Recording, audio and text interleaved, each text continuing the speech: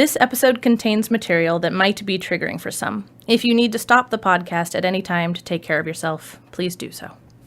If you need support, you can call the 24/7 National Suicide Prevention Lifeline at 1-800-273-8255.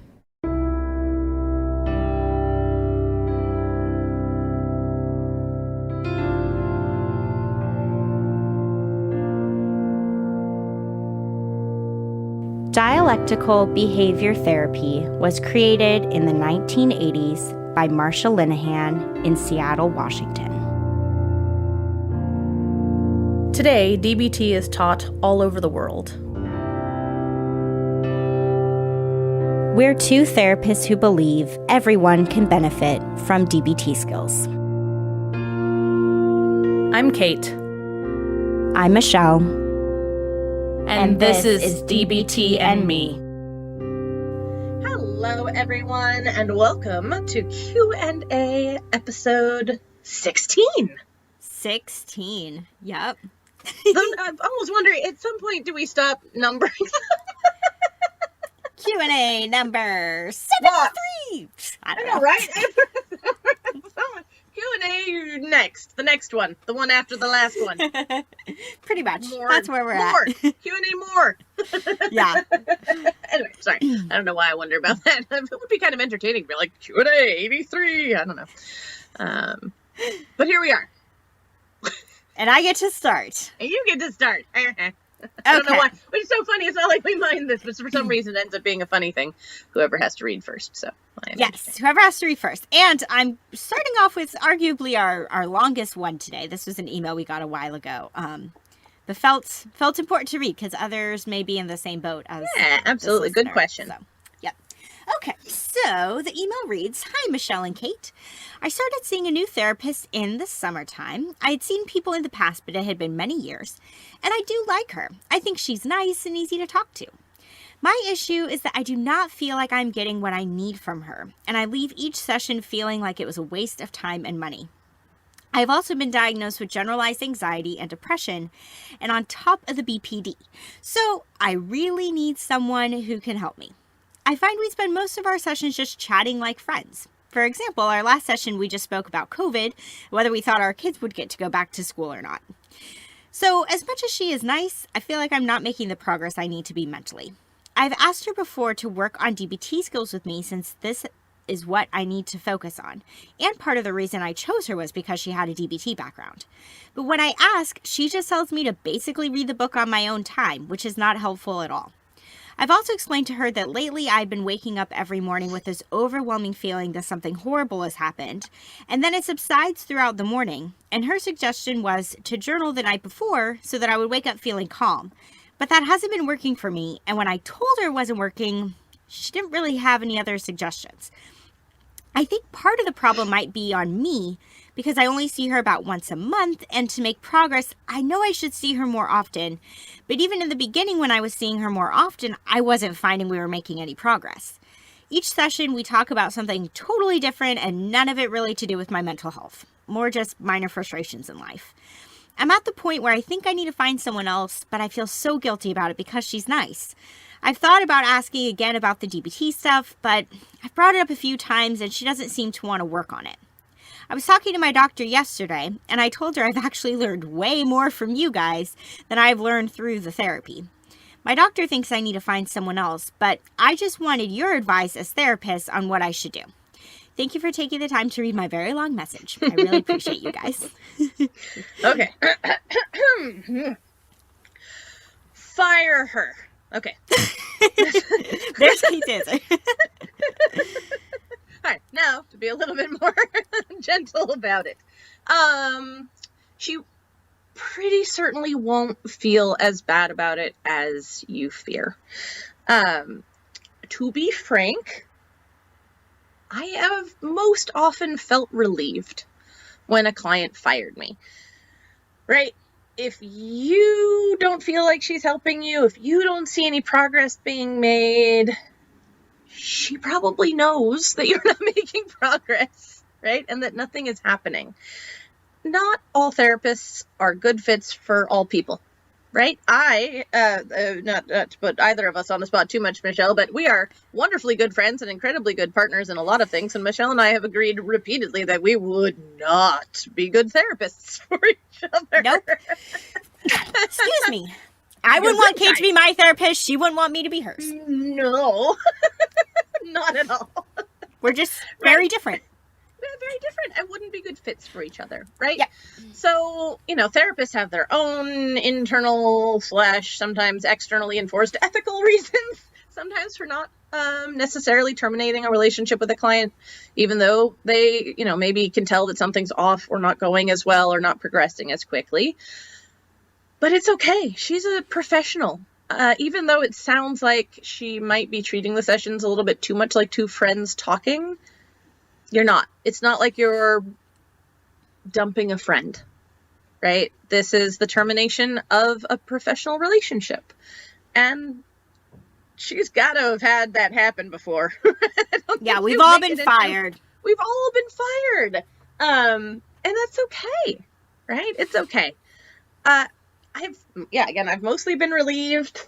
But even when I've been a little bit sad about it, I don't take it as the person doesn't think I'm nice, right? It's not a comment on her personality. It's a comment on her fit for you as your therapist. And that's okay. You deserve to be getting the help that you need. Yeah.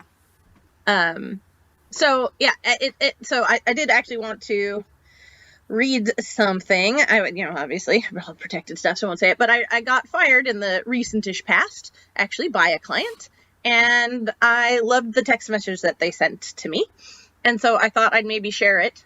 It just says that I'm going to end our arrangement. Thank you for being my therapist for so long, but I no longer feel like this professional relationship is working for me. Is the first text message that they sent. I offered to help find them someone else. They said they didn't need that help. We both thanked each other for our work together, and that was that, right? And that's okay. This was a client I really loved working with, but they handled it lovely, how they chose to end the relationship, and frankly, I did know that we had kind of hit a plateau, right? I didn't know that we would never move on from it, but it's okay that they reached their end of waiting. So, I don't know. That's my really long way of saying fire her. I don't think it will have the negative repercussions that you're worried about for her emotionally. You get to take care of yourself. Mm-hmm. That's important, and you're worth it.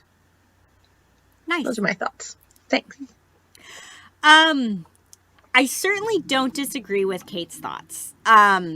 Because, so many things of what you just said, Kate, are 100% true. Is that not all clients and therapists are going to be a good fit for each other.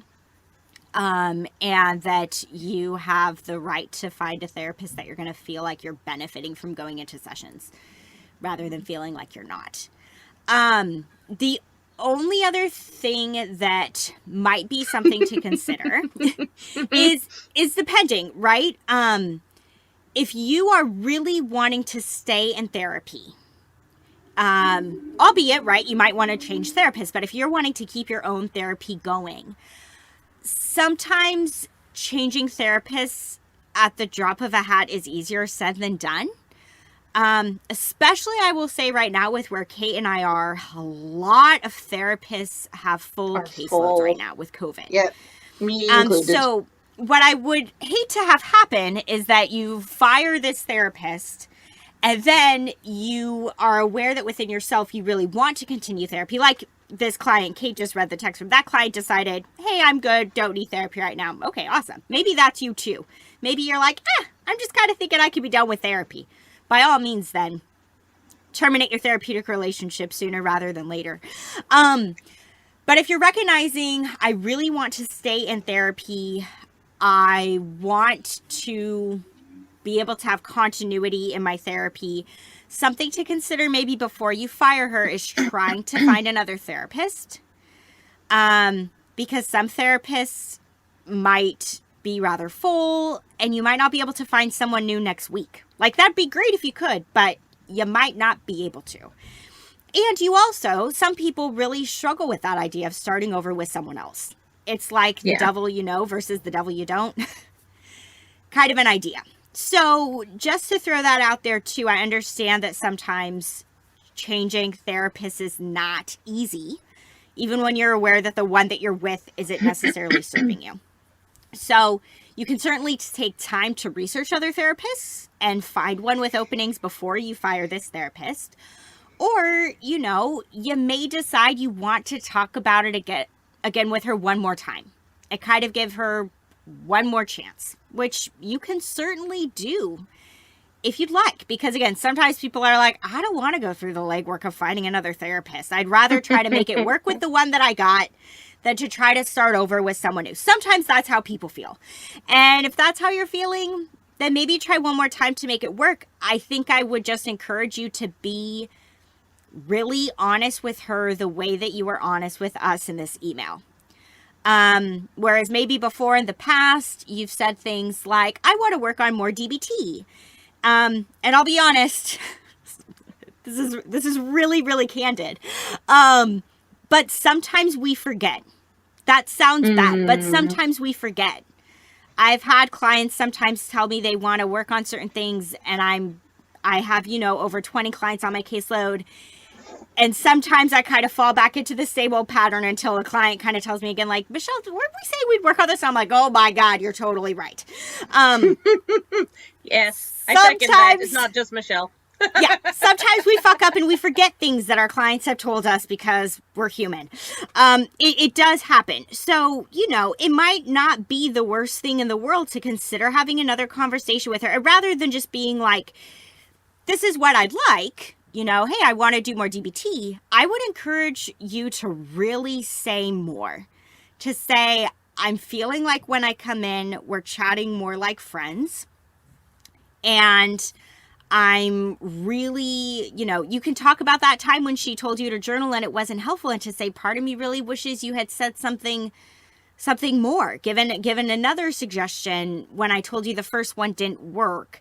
And that I'm just needing more from you. And if I don't see it change within the next couple sessions, I will consider looking for another therapist. I want us to make this work. I do really like a lot of things about you, but I really need these things to change. And see how that goes. Maybe it'll make a difference. Maybe it won't. I mean, if that doesn't make a difference, by all means, get out of there. But I can understand the perspective of wanting to hang in there too, for various reasons or another, and try to make it work. And see if that helps if you have, a really honest conversation about what isn't working currently, and see if that maybe gets through. So, yeah. I love everything you have to say, and I love how much more measured than I am you are. This is why we balance each other, because you're like, fire her, and I'm like, well, and both are valid, right? It would be totally valid, listener, if you said to her tomorrow, I'm done, and it would also be totally valid if you're like, I'm gonna stay. Yeah, both are valid for various reasons. Michelle said either. No, they are all perfectly valid options. I just think it's hilarious. Yes. This is why we podcast together, because we say different things. Yes. Okay.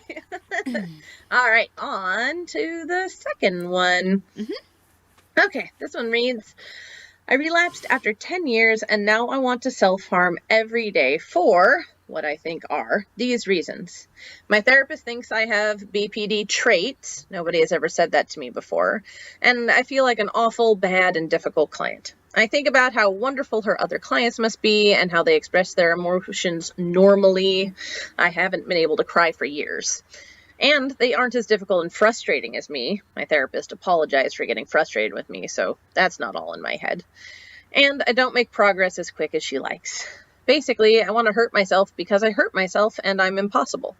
I tried all the DBT techniques, distress tolerance, distraction. I distracted myself for 6 weeks, so I don't think that's a problem for me.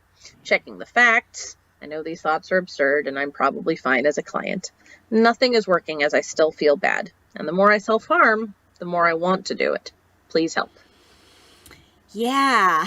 Oh, I have a few thoughts here, listener. I don't know. First of all, I want to acknowledge that relapsing with anything is a very difficult, low self-deprecating spot to be. So that's a hard place that you're in. So I'm hopeful that, everything that I'm going to say and everything that Kate's going to say, whatever she is going to say. Again, I see her notes, but I never know how it's going to come out. I hope that you can understand that we're coming to you from a place of compassion, and really wanting to hopefully lift you up. That having been said, this is nothing about you personally, listener, but I just have reason to pause when people say things like, I tried all the DBT techniques. When people come to me and they say, I've tried every skill. I hesitate for a moment. Maybe you did. Maybe you really have tried all 40 plus DBT skills that there are. But what I say to people a lot with DBT is that these skills are not going to work overnight. They're not. It's not like you learn, check the facts, and then you go do it the next day, and great, now you can check off that you've done check the facts. And then you move on to the next one, and okay, well, I tried that one, and you just go down this checklist of skills, and then after that, everything is better. That is not how DBT works. It takes practice to master these skills and to use them effectively. And they're not just going to be one-offs. It's not just going to be, well, I tried this skill once, it didn't help. Forget that. That's not how it works. You sometimes have to try them over and over again. And I think it can be a better approach to take of honing in on really trying to get comfortable and master one skill, even if you spend weeks on that one skill, rather than trying to dabble in all of the skills and try to use everything at once. That's not going to be as effective. So this is something that I've heard before, and just something to think about is that when it comes to using the skills, how much did you really dive into the skill? Or did you just try it for a couple minutes? Oh, that's not really helping me. Okay, forget it. Because sometimes you have to try them multiple times for them to actually work, and you have to really, really give it a go to get something out of it. The other thing that I think, honestly, it makes me feel a little sad now that I think about it, is I hear how much you're comparing yourself to other people. And when we compare ourselves to other people, a lot of times we do this because we're kind of beating ourselves up. And it makes me sad when I hear people doing that. Because at the end of the day, it is not about your therapist's other clients. It's not about who they are or how well they're doing or how your therapist feels towards them. This is just about you and your journey and your mental health and trying to work on yourself. And everyone's journey in life is different and unique, and people move at different paces, right? We have that age-old story of the tortoise and the hare and who wins the race and all of that. The tortoise is not concerned about how the hare is doing at any point in the race. The tortoise just runs the race at its own pace. And so this is something I would encourage you to just notice when it's happening, and to just try to come back to reminding yourself that you are doing your own work and that your journey is the only thing for you to focus on and pay attention to. And just catch if you notice your mind wandering to wanting to compare, whether you're comparing with people you know or people you don't know, like your therapist, other clients. Just notice it. And that this is probably something perhaps that you've done for a long time that's really used to kind of shame yourself.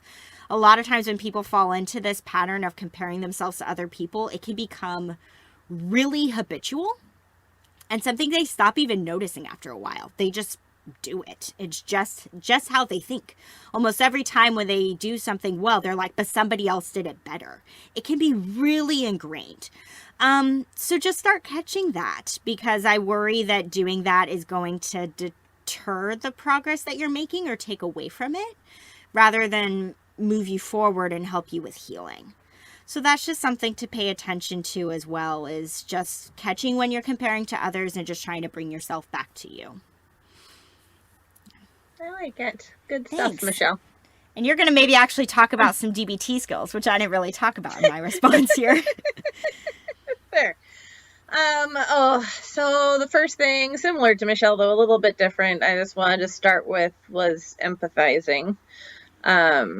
If you've gotten as far as I think you have in listening to the podcast, you may have listened to the episode the episode? No, I'm going to go back. First, I talk about it a lot. So I have a long and storied history with self-harm myself. And so I've been there repeatedly. I don't know about you, listener, but for me, I think sometimes my self-harm behaviors could be worse, like the worst after a relapse. Because there's this sort of like, well, fuck it that can show up, right? Like, well, I already relapsed, so why the fuck not, right? That can show up for me at least a lot. And also there's this knowledge that I want to stop, or that I'm probably going to get myself to stop again eventually. And so there's this weird, like, get as much of it in as while I can. Well, before I get myself to stop again. It's a strange emotional place, and I'm not sure I do a very good job of explaining it, but I actually think it makes a lot of sense. Like, if you're told, I don't know, I'm thinking about it with a really benign example. But if, let's say, I was told I could never eat chocolate again, and I love chocolate, like, I would want to gorge myself on chocolate. And this is a thing that actually happens a lot when it comes to food stuff and dieting and restricting and telling yourself you can't eat certain things. Our brains almost want it more. And I think that can sometimes apply when it comes to, you know, being sober from a substance, or sober from self-harm, or sober from gambling, or like whatever it is. When you tell your brain you're not going to be able to do this anymore, or to have this anymore, there is something in your brain that comes up that's like, but I want it. Like, do as much of it as you can. Natural. Yeah, get it in there. So anyway, I guess I just want to say, first and foremost, I absolutely empathize with the more I self-harm, the more I want to self-harm. Like, that makes perfect sense to me. I have been there. So that being said, the first thing that I thought about is ride the wave. And if you haven't gotten there yet, listen and maybe re-listen to the Ride the Wave episode. I talk pretty in depth in there about what it was like for me when I first really tried to just not self-harm and go through the emotional experience of that and what that was like. It's not easy. It's not fun. It's not pretty.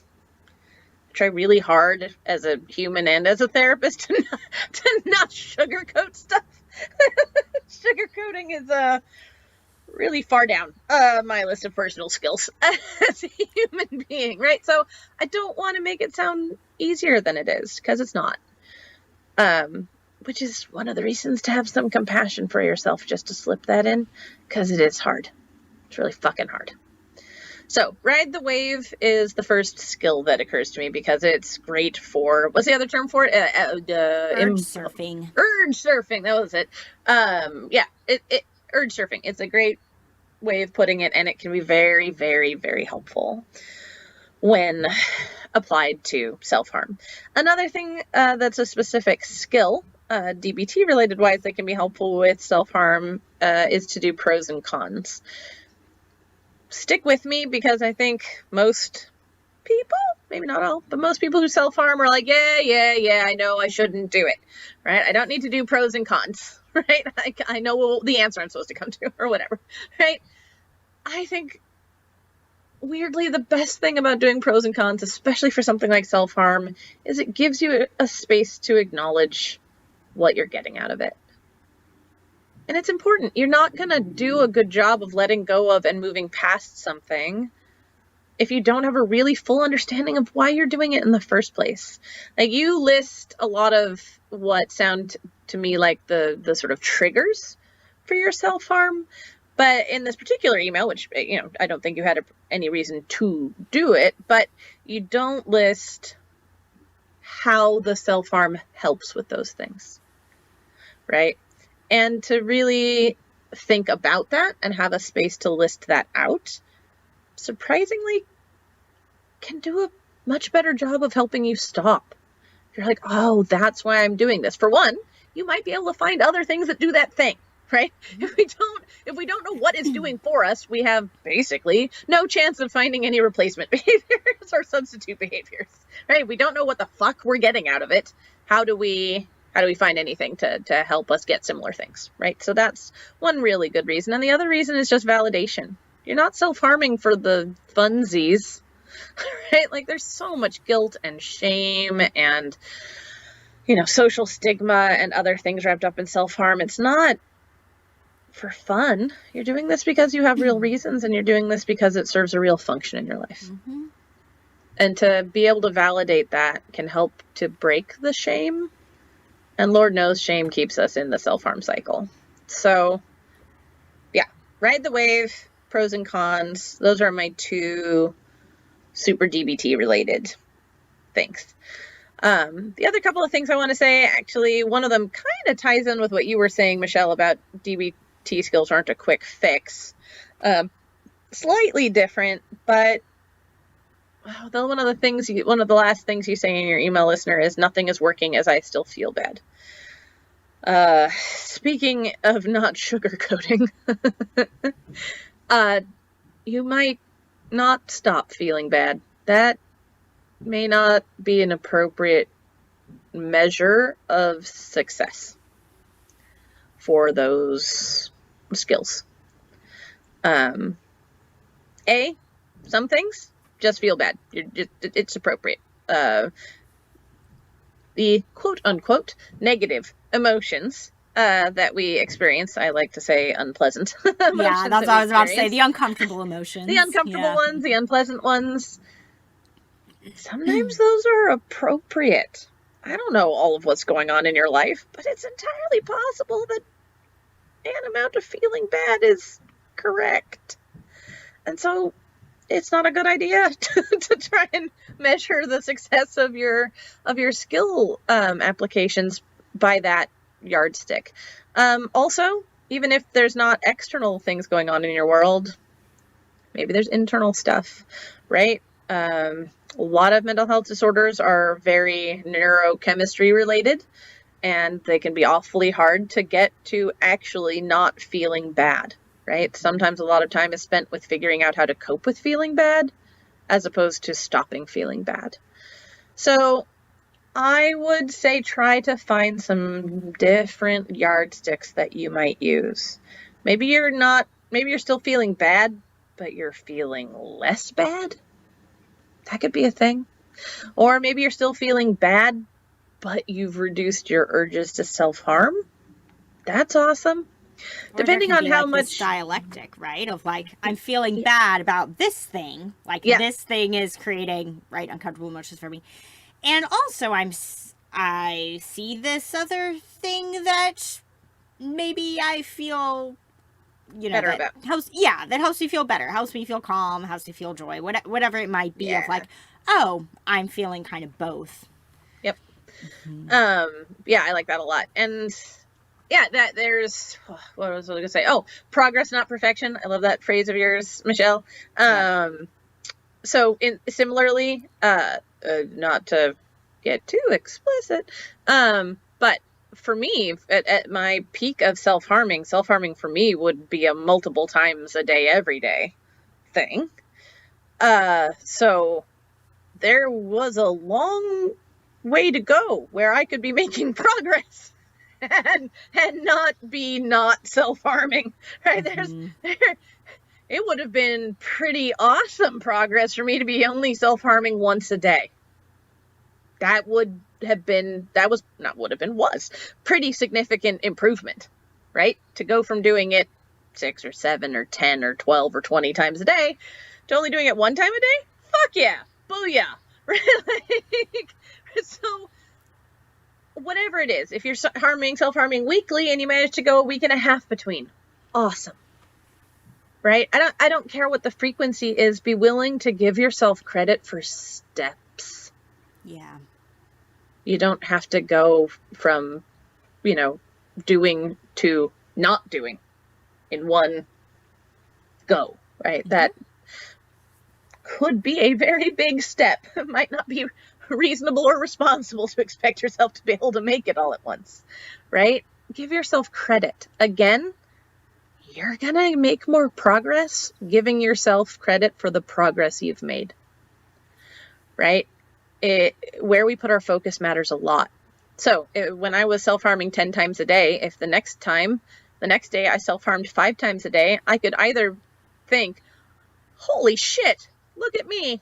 I only self-harmed half as much today as yesterday. That is awesome. Or I could say, yeah, well, still self-harmed today. Guess I still suck, right? Which, by the way, in case it sounds like I was somehow perfect and giving myself all of these self-congratulations at the time, I was not. Please do not assume I belong on that pedestal. I don't. As a therapist and as someone who can look back now. That's what I was going to say. This is what your hindsight tells you. Your hindsight's like, look, I was making progress, but in the moment you were probably still really critical of yourself. Absolutely. Yeah. Right? So, now I understand what would be a better thing. And as I've grown, I've now managed to sometimes in my life have one-off relapses, right? Where I only have one instance of self-harm. And that's huge because, again, I get it. I have to do it once. There's a whole lot in your brain pushing to do it again, right? But it's more of these techniques that I can use now than that help me get through things like that.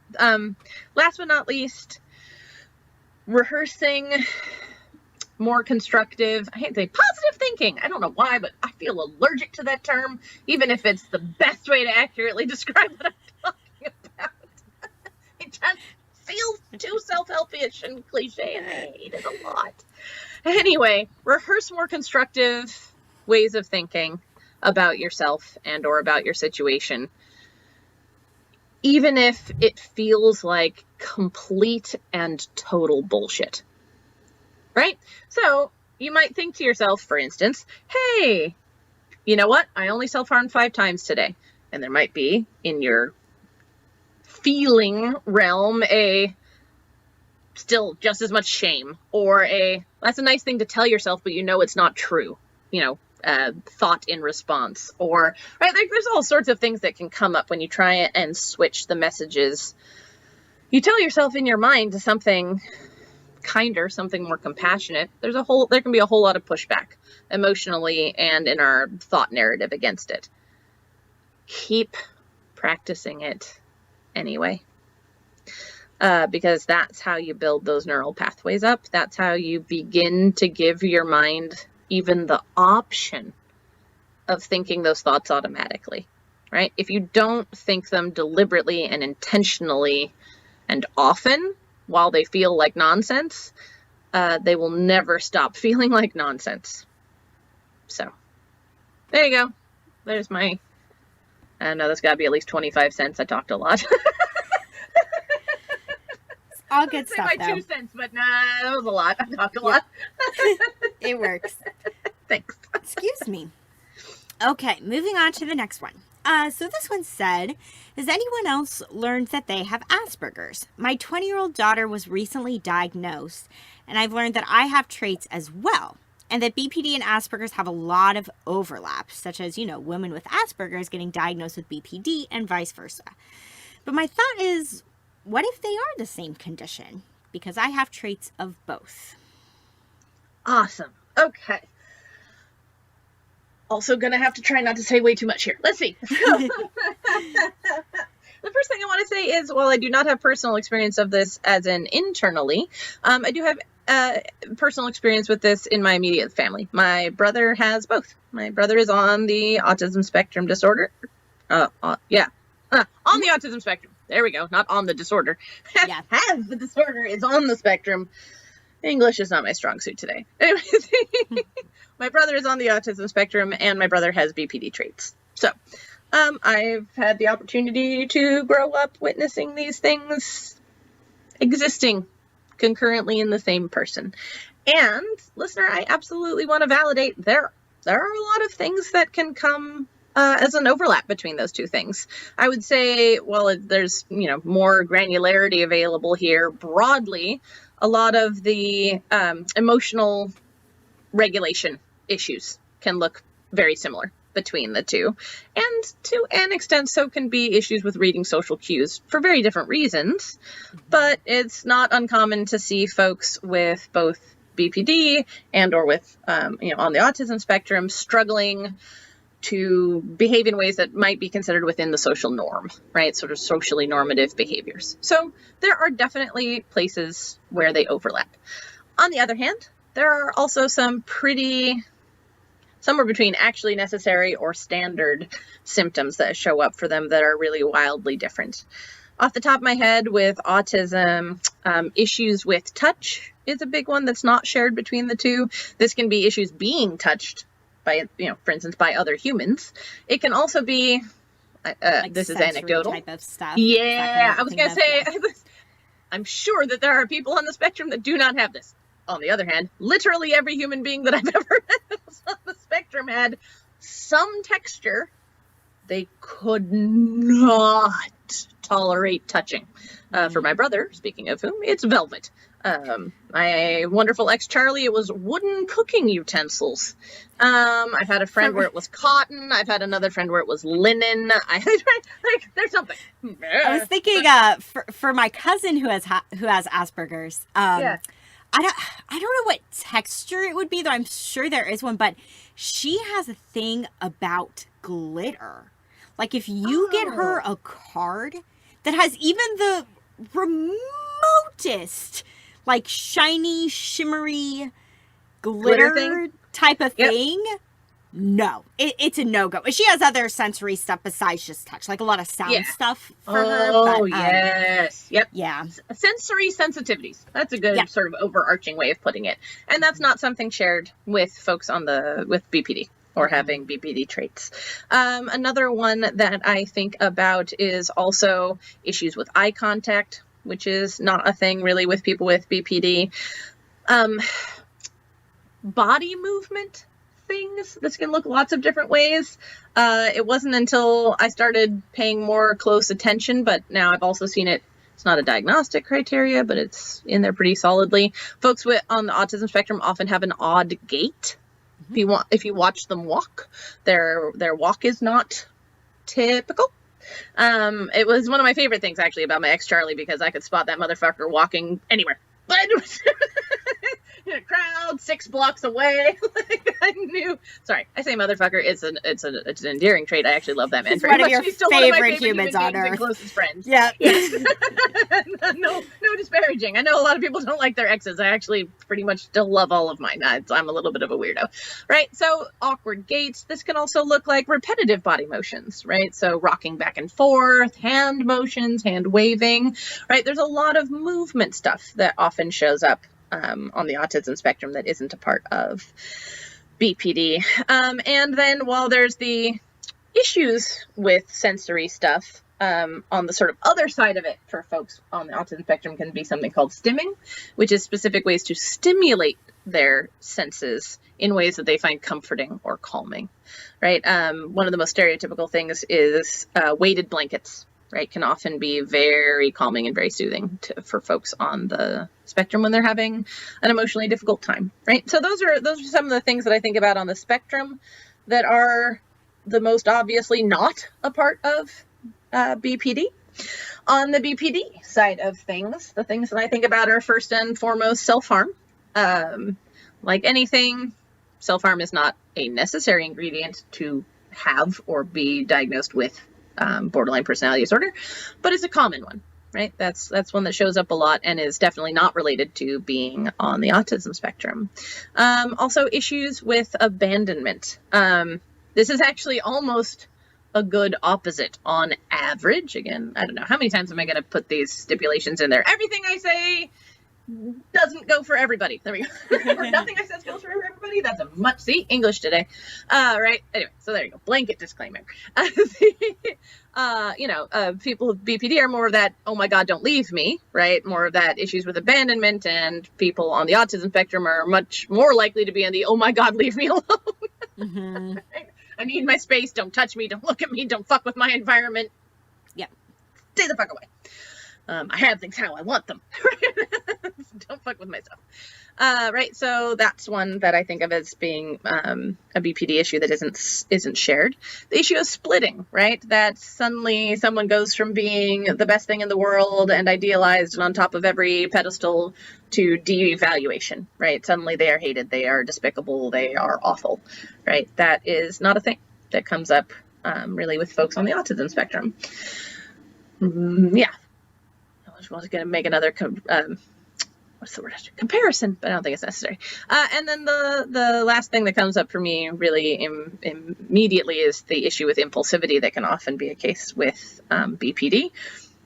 Quite the opposite is most often true of folks on the autism spectrum. They have a hard time doing many things, not so much a hard time stopping themselves from doing much of anything.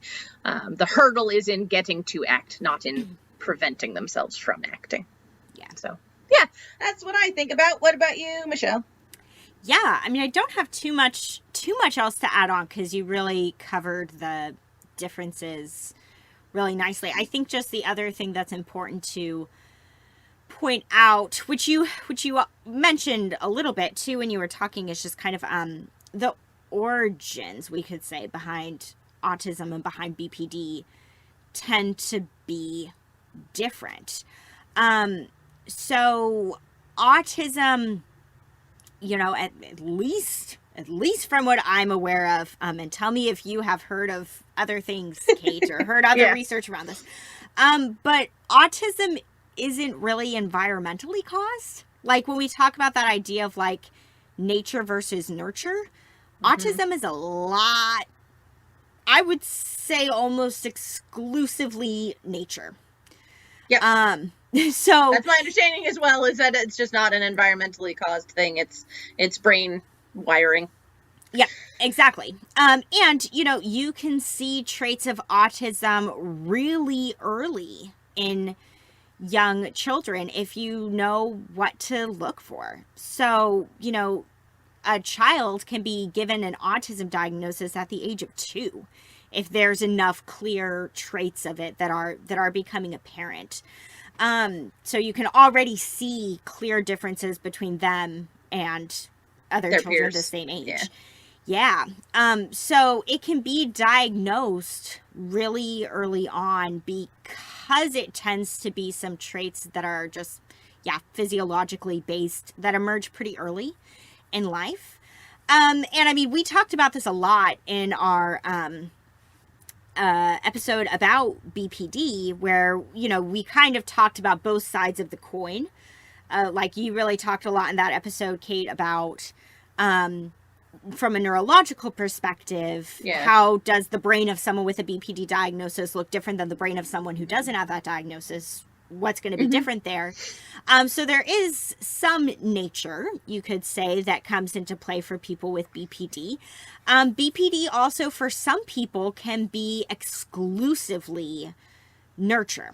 Not for everyone, but for some people, if they had had an upbringing that was not so trauma-filled, they might not have a BPD diagnosis later in life. For some people, it is because of the trauma that they experienced that then leads to them having these BPD traits.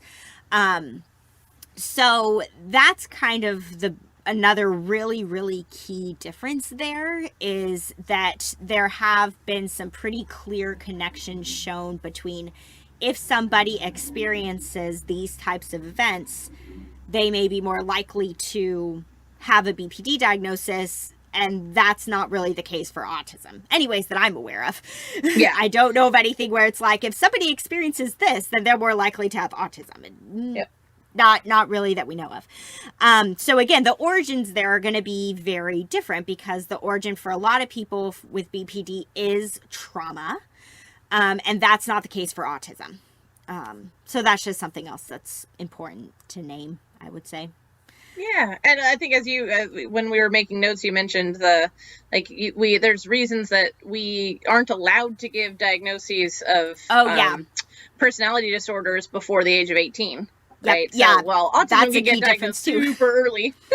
Mm-hmm. Literally can't get diagnosed with BPD, well, ethically, before the age of 18, because it's supposed to be a persistent personality thing. And let's be honest, does anybody have a persistent personality by 18? Before 18? Because we're so mercurial, right? As we go through puberty and other things, that you kind of have to have a personality that has settled before you can have persistent patterns, right? Across your personality and lifespan. So, Yep, that is true too. Man, I almost missed the next one, which is the second to last. Oh, man. See, it's one sentence, and I keep almost glossing over it. So, sorry. Not that it's less important. It's just short. This one says, anyone have any suggestions on how to get referred to a DBT program? Yeah, we thought this was important to address because I think lots of people have questions about this. Maybe you've heard of DBT. I mean, right, if you're listening to this, clearly you've heard of DBT. That was silly of me. That was funny. But I mean, different people come to DBT in different ways. And some people really do find DBT on their own, and they get curious about it, and they're like, wait, now how do I find a DBT therapist? How do I find a DBT group? Right, so this question specifically says a DBT program. And this feels important to say too, first and foremost, this is going to really vary based off of where you live. Mm-hmm. So much of this is going to depend on geographical location and where you are in the world, and whether you're in a more remote area or a more populated area. There's just going to be a lot of factors.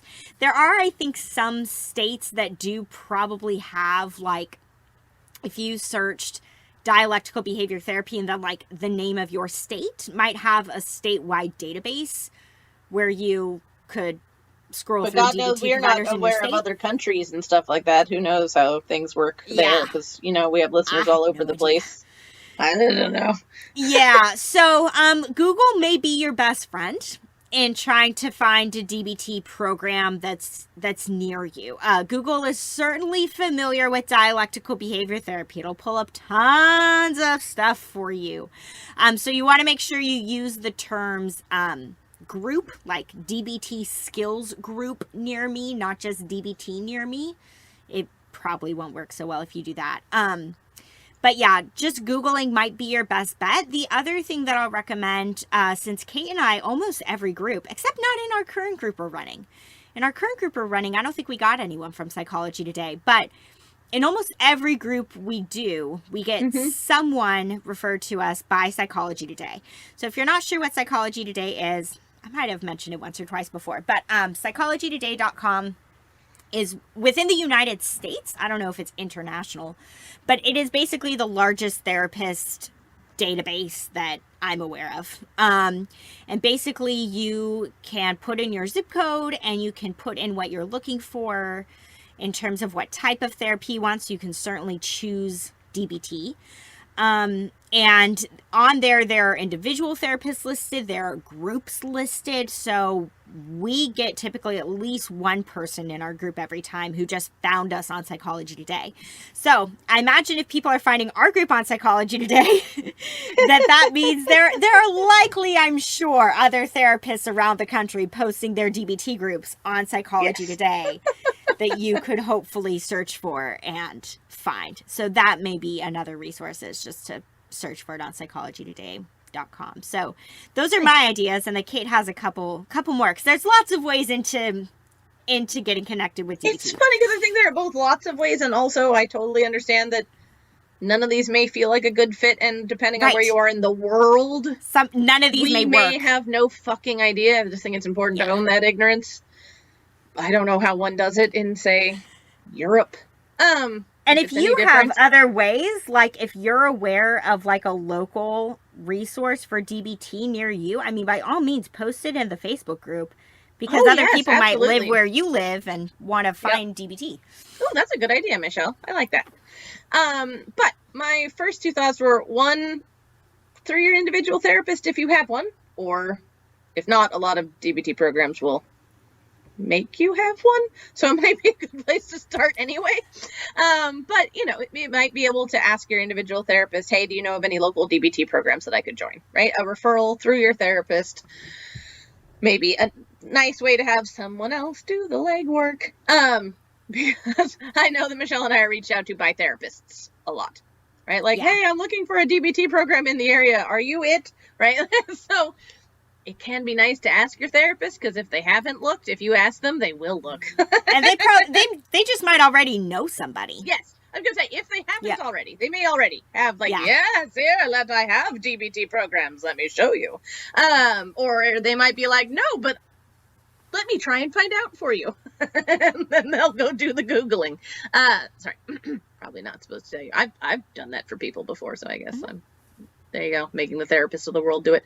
And then the other thing that I thought about is, at least locally, very locally, and I don't know past that, we have some really great, more immersive, more intensive DBT programs at a couple of our hospitals locally.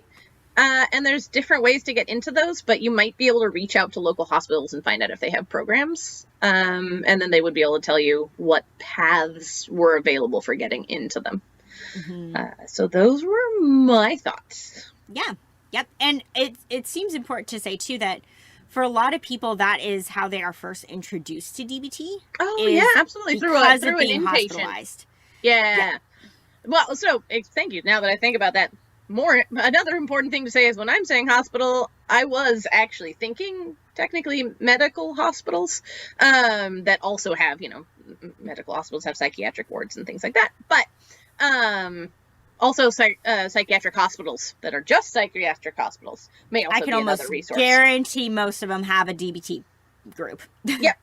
Yeah. So, yeah, you're right. Lots of people run into it through a hospitalization and want to continue it once they're out.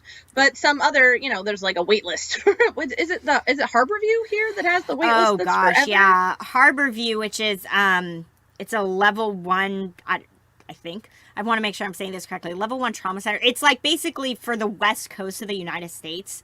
Harborview in Seattle is like one of the hospitals. One of the hospitals for, incidents of trauma that people experience that they need medical care for. So, Harborview has a really robust DBT program. They have groups for family members. Yeah. I think they have kind of more sort of inpatient DBT and kind of more outpatient DBT. And I mean, Kate and I are really fortunate. This is partly why it's hard to answer this question, is because if somebody specifically from the Seattle area was like, tell me about the DBT resources near you, there are so many. Because DBT started here. So we have a ton of DBT resources locally to us. DBT clinics, DBT stuff run through individual therapists like us, DBT in the hospitals, DBT at the colleges, DBT in the, we're swimming in DBT. We're swimming in DBT. Yeah, exactly. And just not everywhere is like that. No. But yes, you may be able to find some places, and I think like you're saying, Kate, hospitals are actually not a bad place to look into in terms of if they provide an outpatient DBT program. Some of them will not. Some of them will say it's only for people who are hospitalized with us, who go through the DBT inpatient program we provide, but not all of them, because Harborview certainly isn't like that. Anyone can do Harborview. Oh, no. Yeah. So awesome. Yeah. I think this one is the last one. This one is the last one. This is a lengthy Q&A, so thank you all for sticking with us. We've had a lot to say today. So the last one says, any tips for practicing one mindfulness at work? I'm a receptionist and I find myself getting addicted to multitasking. For example, attending to people at my desk, the phone ringing, email, and online chats coming in at the same time. By the end of the day, it's almost impossible to disconnect from splitting my attention when, say, I'm cooking dinner or doing the dishes. This is a lovely question. Yeah. This is great. First of all, I don't know. Lots of different things. One, the first thing that occurred to me is 1-minute meditations can work wonders. You'd be surprised. My favorite meditation app is Insight Timer. I know lots of people like Calm. I know there are others. Right? The point is, there's more than one meditation app out there. And at least Insight Timer, and I'm pretty sure all the rest of them probably have meditations of different lengths. And you'd be surprised how nice it can be to just sprinkle your day with little 1-minute meditations, right? At your work, if you work a full day, hopefully you're getting 2 breaks and a lunch. So at the very minimum, spending 1 minute of each of those 3 things doing a little meditation practice might be more helpful than you would expect, with just keeping you a bit more grounded, a bit more centered, a bit more in the moment as you go through your workday, which might help it be less of a stark transition when you're trying to transition out of your workday and into your home day. Another thing that I thought about does have to do with that transition is maybe try a meditation exercise between work and home. Especially, it's kind of funny when I say between work and home, and obviously you, the listener, do work in a work environment. I know for a lot of people, work and home are the same place right now, which makes this a little bit more interesting and difficult. I actually suggest to people that they give themselves fake commutes to help with the transition between one and the other. But more or less, this is how can you help yourself switch gears, right? Out of work mode and into home mode. And something that might help with that is if you say, I don't know, when you're sitting in your car before you go inside the house, or when you first come home, taking a few minutes to yourself in your bedroom, or, right before you leave work, whatever, some right in that transitional space, take a little bit of a longer time to do a meditation. I would say at least 5 minutes, 5 to 15, depending on what you can give yourself. And that, again, might help with turning off your work brain and turning on your home brain, so you can have a bit more ease making that transition. And I think Michelle's going to talk a little bit more about that as well in her comment here. My last reminder is doing meditation. Well, I say meditation, doing mindfulness of any variety. Doing mindfulness badly is so much better than not doing it at all, right? It's a lot like lifting weights. The more your mind wanders, the more practice you get at bringing it back to what you're trying to pay attention to, right? So I would just coach listener, please don't throw in the towel. If you're cooking and doing dishes and watching the kids and playing with your phone and you're finding it really hard to do anything less than all of that, just have moments. Bring a moment when you're cooking. Spend 5 seconds just present to the cooking before you switch into doing the next thing or the next 3 things at once, right? Small moments count. Doing it badly counts. Try and cut yourself some slack and just give it the best that you have, because no one can ask for more. Yep. I think that's nice. My thoughts. What about you? Yeah. The first thought that came to mind for me, which I also want to say, listener, that I have a history of multitasking too. This is something that I've struggled with at various points in my life for various reasons. And one of the things that helps me sometimes is to remind myself that, and this has been proven. This has been proven in research study after research study, that we are more effective and more efficient when we do one thing at a time. We get more done if we are doing things one at a time. Yep. And so when it comes to work and you have like all this kind of like stimuli coming at you, really, this will likely not be easy at first, but to really start trying to figure out little strategies for yourself of what it looks like to do one thing at a time. If you're in the middle of typing an email and your phone rings, can you answer and ask that person to hold for a moment? And then you finish your email, you press send, and then you pick up the phone and help the person who's calling. Is that an option that's available to you? If you have certain times of your day that you know are probably kind of going to be busier than others, like especially if you have a job where you are interacting with the public. Like I'm imagining somebody who's like, say, a receptionist at a medical office or something. You have people coming in to check in for their appointments, and maybe it's really busy at the top of the hour, but then maybe it gets a little less busy. Just kind of tell yourself, okay, I have this email to write, but I'm gonna, try to wait to send it until 1:15 instead of trying to send it at like 12:55 when everyone's checking in for their appointments or things like that. So there might be little strategies where you can just really try to be intentional about how you're using your time. And that might mean putting some things off for a little bit, right? Like that incoming call or like sending that email. That email might get sent 30 minutes later than it might have normally. But you got a whole lot of other things done and accomplished during that other time.